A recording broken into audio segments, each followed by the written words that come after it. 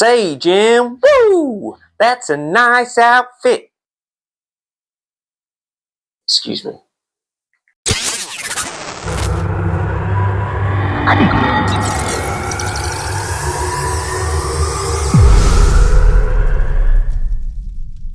Because James Gunn is going to be releasing the new Superman movie on July the 11th, 2025, I thought I would review all the Superman movies leading up to that point. It's literally 6 months to the day that he's going to be releasing that new film. So I thought, why not start with the original 1978 film starring Christopher Reeve as Superman, Gene Hackman as Lex Luthor, and Margot Kidder as Lois Lane.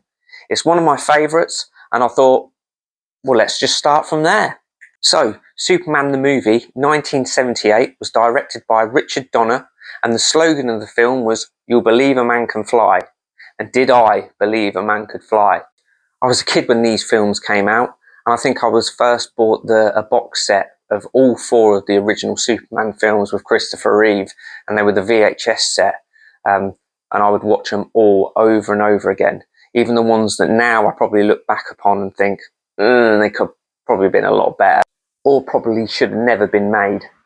We start the story on the home planet of Superman, Krypton, and the very first character we see is Jor-El, who's played by Marlon Brando. That was a big pull for this film, was getting him to star in this film. I know there was a lot of skepticism leading up to this film being released due to it being one of the very first comic book films ever. So to get the pull of the crowds, they got the big actors in, Marlon Brando being one of them and Gene Hackman being the other. So to get him on board was a huge pull. So can you imagine being in the theatre and sitting down and seeing Marlon Brando straight away in the theatre? I should imagine it was just absolutely epic. But yeah, the film, you get the full origin story of Superman in this film. So you see him as a baby, you see Marlon Brando negotiate with the council of Krypton to try and get everyone to evacuate the planet because it's in disarray. It's pretty much got climate change and it's on its way out. No one listens to him. So they take it upon themselves to send Superman, Kal-El, to planet Earth. You see the whole journey of him traveling through space. You see him in his pod, being taught all the life lessons of his home planet. And then you see him crash land on planet Earth. And it's wicked because you see him coming straight out of the sky and smashing into a field where Martha and Jonathan Kent then find him in his little pod. It's quite naughty, really, because you'd think like Jonathan and Martha Kent would be like, "Oh, where's this little boy's parents? We should probably, put an ad in the paper and see if there's anyone that, is missing their little toddler." But no, they're just like, "Nah, we'll have him. He'll be all right. We'll look after him."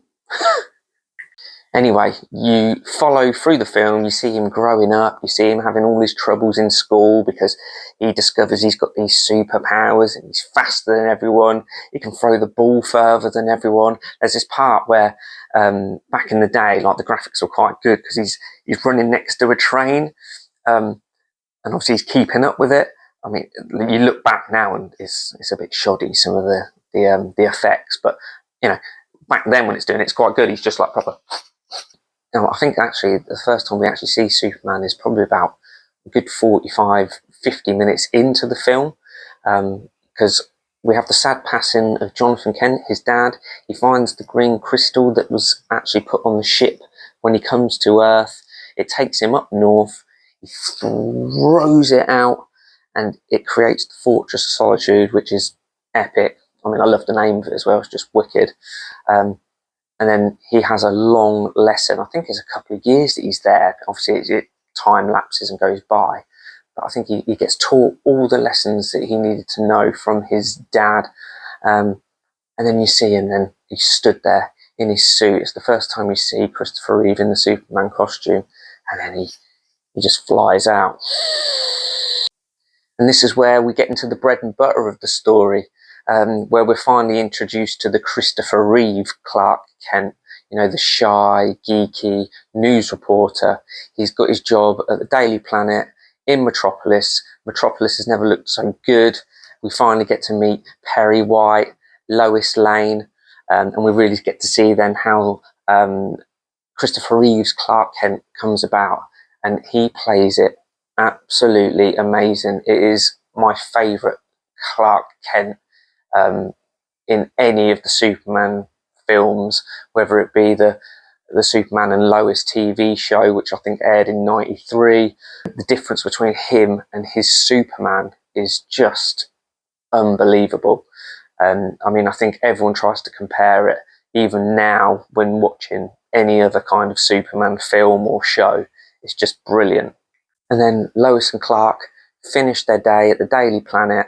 Lois has got this job where she needs to go to the roof of the Daily Planet, take a helicopter ride somewhere to catch a story. Clark Kent's on the streets. He's on his way home, and he looks up and there's some commotion where Lois has got into the helicopter, it's caught onto a wire, and then it's gone over the edge of the building. So Clark hears this commotion. He looks up and realises Lois is in trouble, so he looks for somewhere to change. And, well, I did the ski at the beginning, so you've seen what happens next. And Superman comes out once he's been changed, and he flies up and he grabs the bottom of the helicopter and Lois in the other arm and flies it all the way back to the top. And it's just so epic. You've got the John Williams theme tune playing over the top of it as well.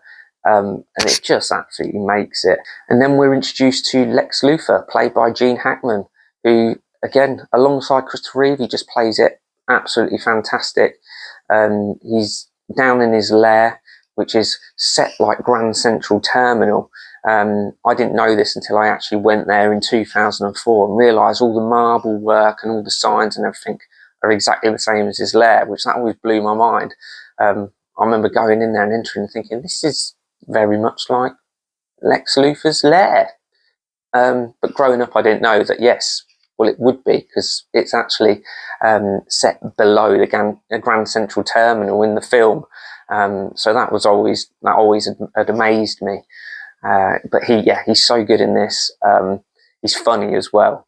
I mean, we're spoiled these days now with superhero films. I mean, you've got the whole MCU, you've got the DCU.